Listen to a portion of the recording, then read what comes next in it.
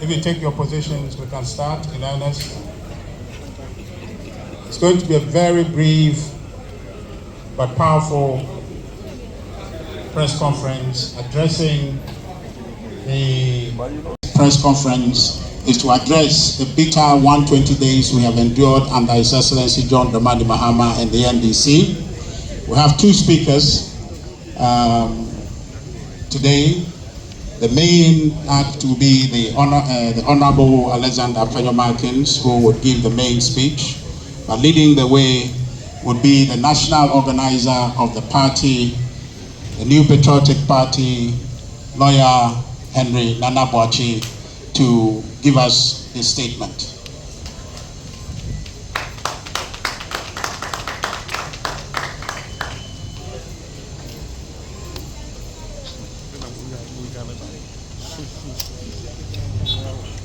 And also the General Secretary of the New Patriotic Party, welcome you all to the New Patriotic Party's headquarters. We also welcome the leadership of the mighty minority, led by Osahene Alexander Afenyo Markin. Let me, on behalf of the party, say that we appreciate the work they are doing in Parliament,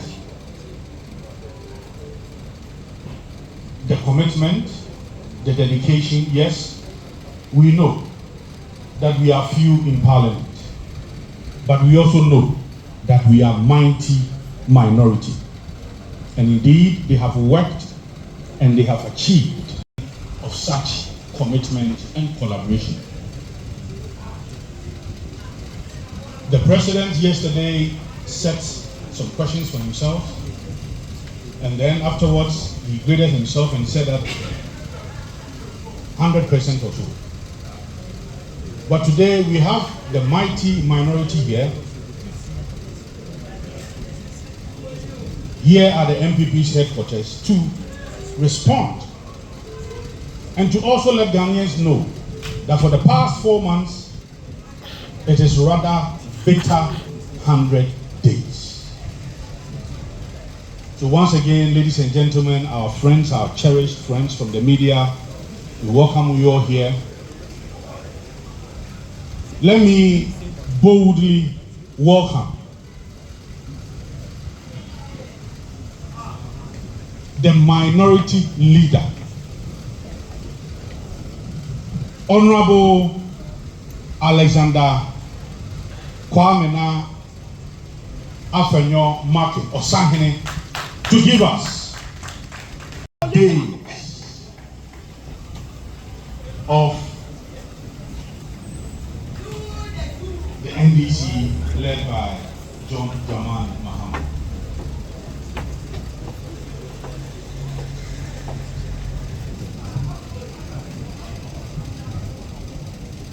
Hello?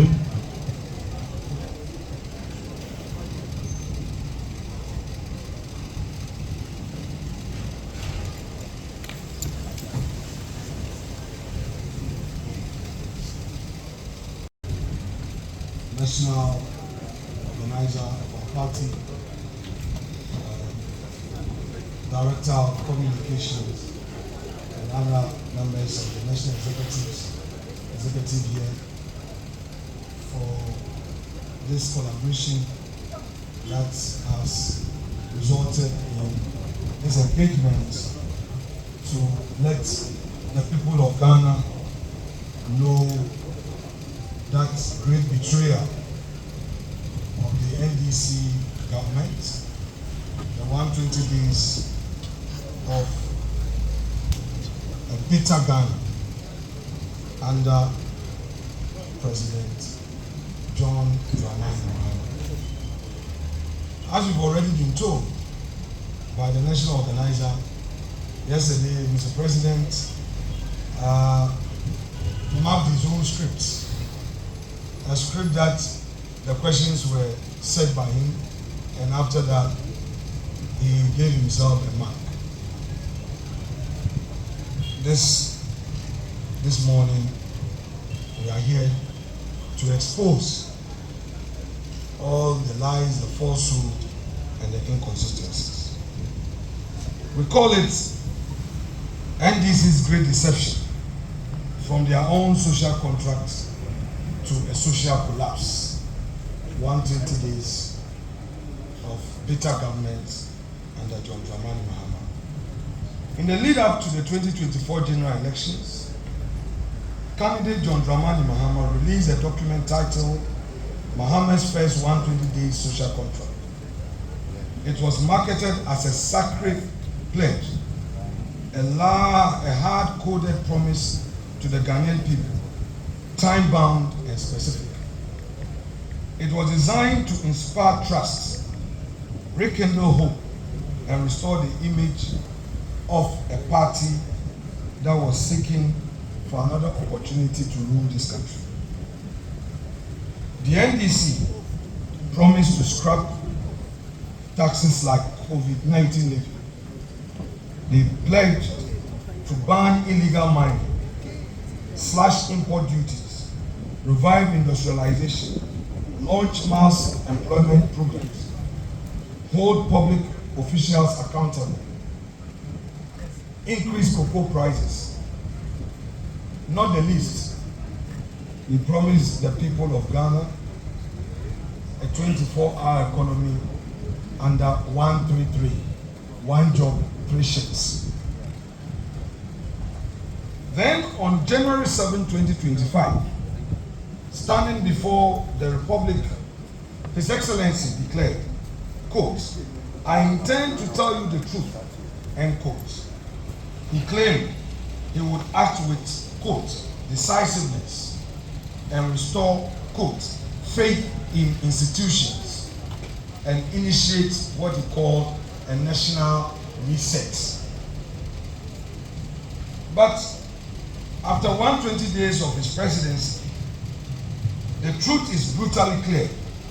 The social contract was a political bait and a switch, a glossy list of promises not meant to be fulfilled, but merely to be flaunted, exploited, and forgotten.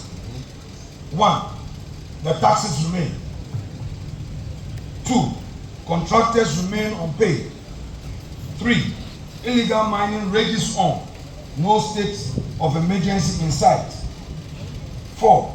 Industries continue to suffer. 5. Unreliable power supply, what I call doomsday is unfolding. Further, the job creation pledges have turned into press releases without action.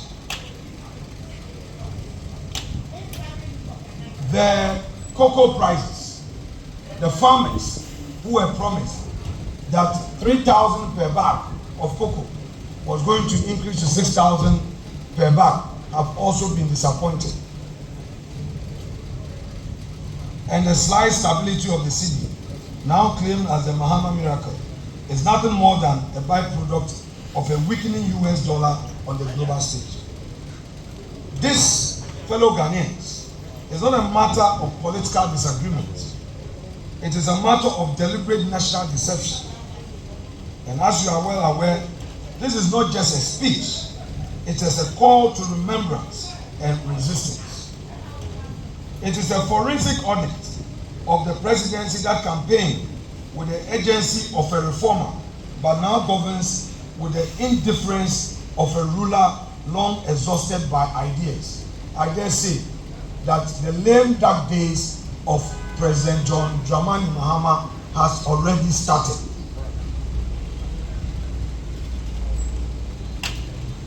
Today, what we urge Ghanaians to do is to rise up to defend the Republic. And above all, what is happening today is a clear warning. And we will not sit quietly while the will of the people is traded for political convenience. Now the 120 days are over. The promises have collapsed.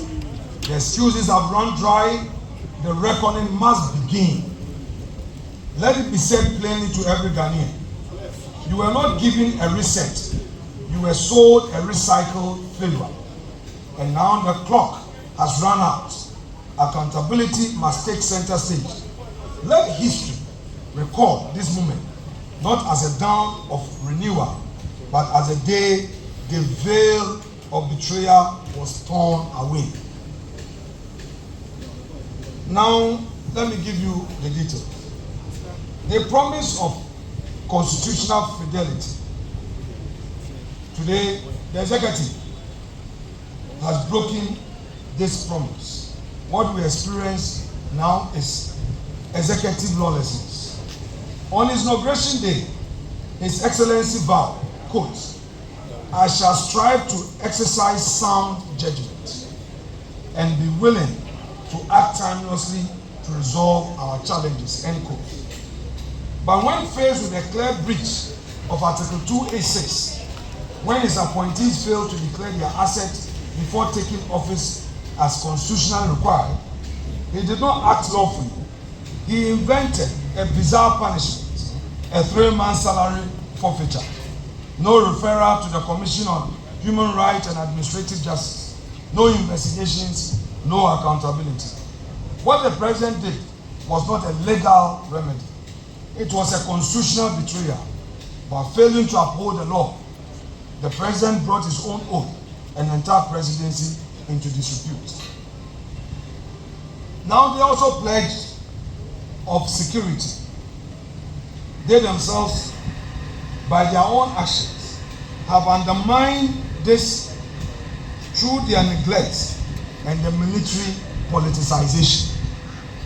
In his inaugural address, Mr. President passionately said that he was going to secure our sub-region and, quote, "We must work together to keep our sub-region safe," end quote. Yet under his own watch, Boko bleeds. Boko bleeds.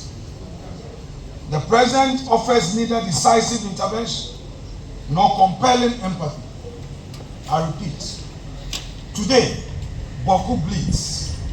The president and his government offer neither decisive intervention nor compelling empathy. Instead, this government has destabilized our armed forces, begging seasoned, loyal, and trusted officers and replacing them with partisan subordinates. The fact is, the government is not protecting the state. The government is politicizing its spine. The commander-in-chief who weakens his own forces in a time of crisis is not a leader, we dare say.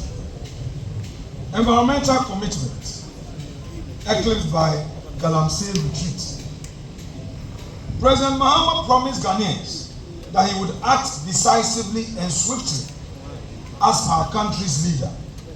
In his much-trumpeted social contract with the people of Ghana, President Mahama solemnly pledged, quote, "Ban illegal and new mining activities in forest reserves, roll out our Tree for Life and Blue Water Initiative to heal and sustainably harness the environment," end quote. And yet, illegal mining has flourished under his silence. Foreign nationals caught in Galamsey operations are deported, not prosecuted, contrary to the campaign promises. The promised repeal of the LI 2462 remains unfulfilled. The rivers continue to run red, the forests are gashed open, and the president who accused Nana Akufo-Addo's administration of inaction on illegal mining and promised decisive action offers excuses. The government's inaction on illegal mining is not just disappointing, it is a betrayal. While in opposition, the NDC loudly declared that if elected, they would impose a state of emergency to confront Galamsey head-on. But 120 days into the government, not only have they failed to do so, that they have completely abandoned the agency they once preached. Illegal mining continues to devastate our rivers, poison our land, and displace entire communities. The promised state of emergency has vanished, replaced by silence and inaction, while the sector minister sheds crocodile tears on national television over a sorry state of our rivers, forests, and farmland. This is not leadership. This is not leadership. It is cowardice dressed in empty campaign rhetoric. It therefore came without a surprise to the people of Ghana when recently, on May Day, organized labor, speaking through its Secretary General, boldly condemned the extent to which Galamsey is destroying our environment. And to quote organized labor, Galamsey has worsened within the few months that the NDC assumed office. So all the 8 years that they said the MPP was unsuccessful in dealing with the Galamsey issue, today, organized labor is boldly telling us and saying it to the face of the NDC administration that within this short period of governance, the situation has worsened. I leave it to your judgment. And yet, since taking office, his government has waged an unprovoked war on public and civil servants. Thousands of civil servants, especially the youth, have been dismissed, not for corruption and incompetence, but for getting employed by the state before his return to the presidency. In their place, party executives are being recruited. Teachers who were recruited and posted into remote communities to teach have been sent home. Nurses who were recruited and were in hospitals and at our health centers helping the poor have been sent home. Efforts to recruit more nurses have been put on hold. Those who graduated from nursing schools and expected to be posted are still at home, have become desperate. And we have a government that is rather creating more unemployment than employment. We say this is not inclusivity. This is not inclusiveness. This is ideological cleansing. This is not a present for all. It is a government for only the NDC. We have two Ghana now. The Ghana for the NDC, where only their party's foot soldiers enjoy, and the Ghana for others who must go through a bitter experience, pain, and misery. Youth empowerment has now reduced to a mere PR stunt. President Mahama told our youth on January 7th, quote, "This moment is a powerful affirmation that your voices matter.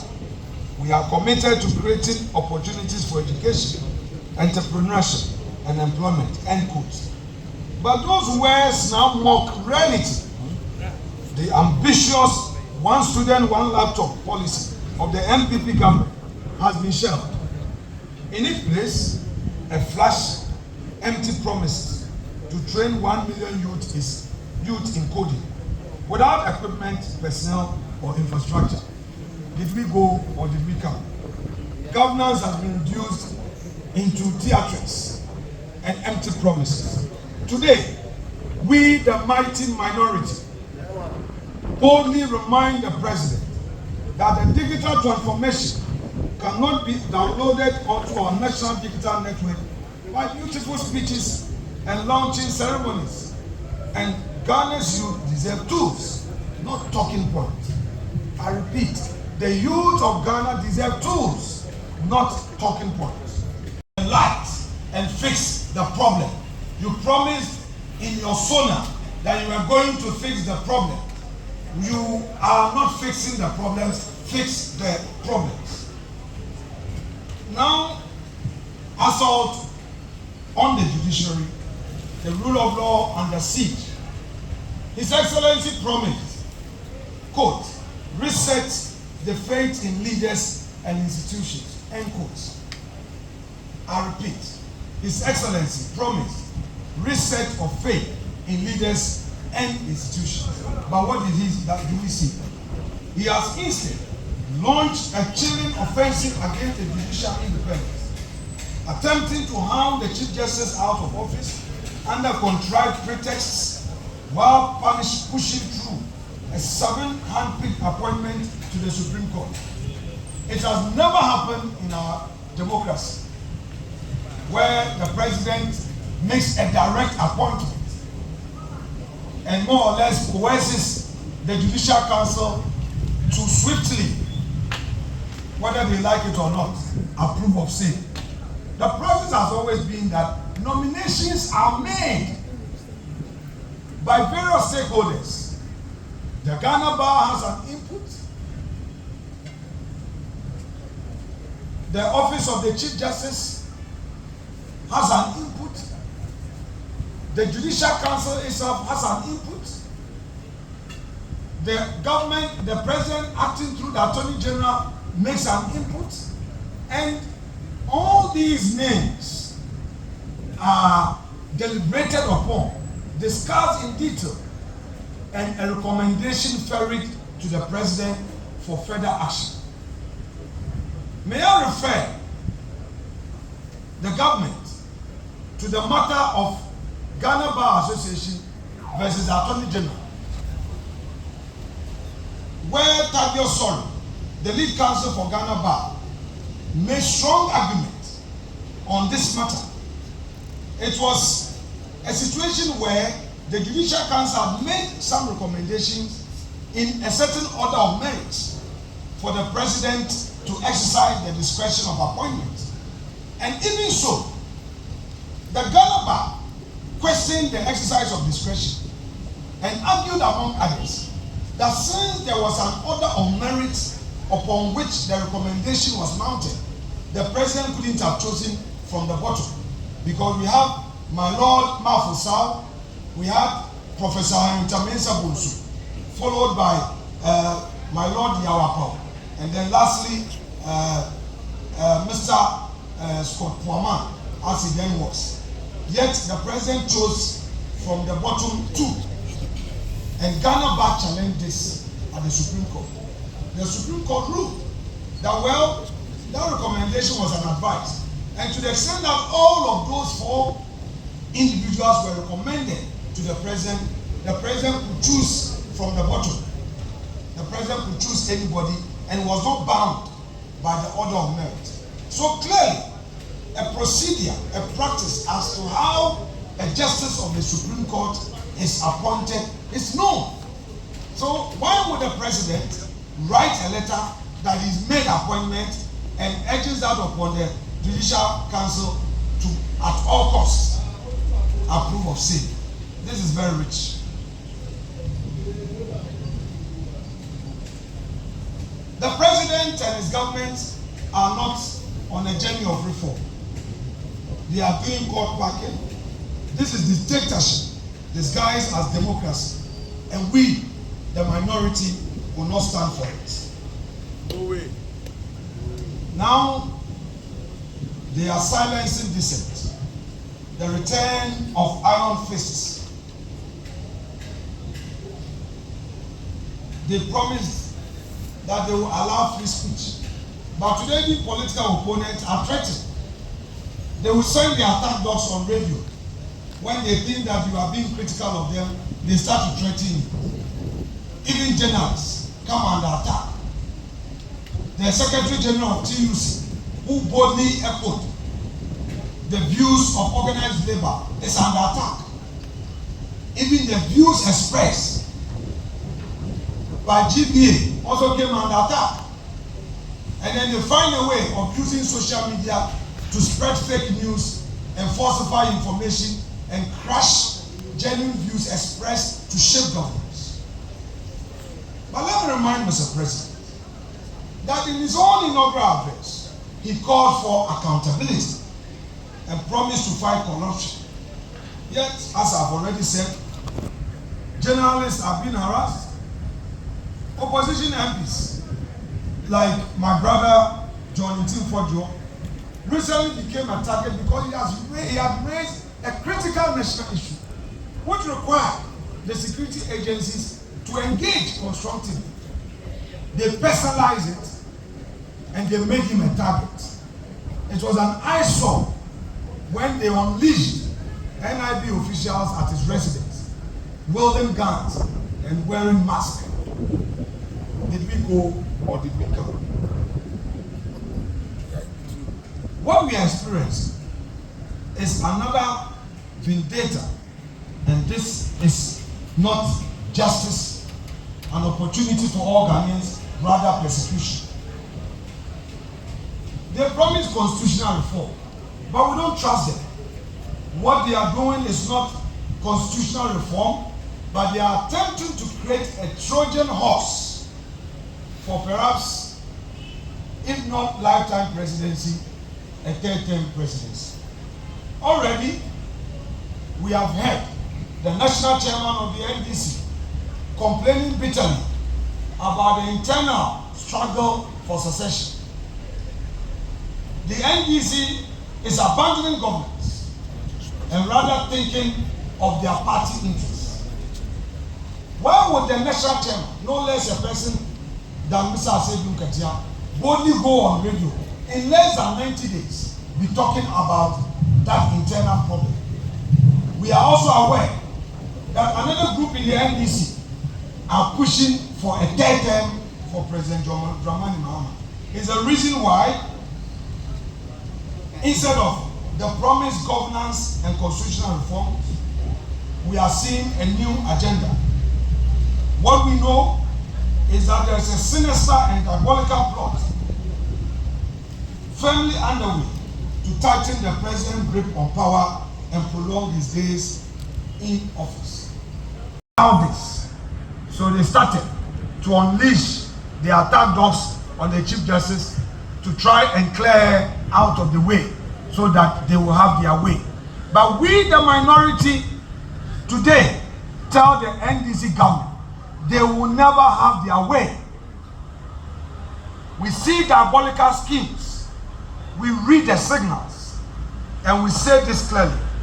Ghana is not a monarchy. We will not be ruled for life. We will not let one man's desire for autocracy and unchecked power rewire the constitution to suit the ambitions of a desperate party. So the hawks in the NDC who are so power drunk and are pushing through this third-term agenda, let them stay their hands. The other hawks in the NDC who are thinking succession and are not making it possible for the president to govern, and all they care about is their internal struggle for who succeeds him, we are telling them too that they are hurting the country.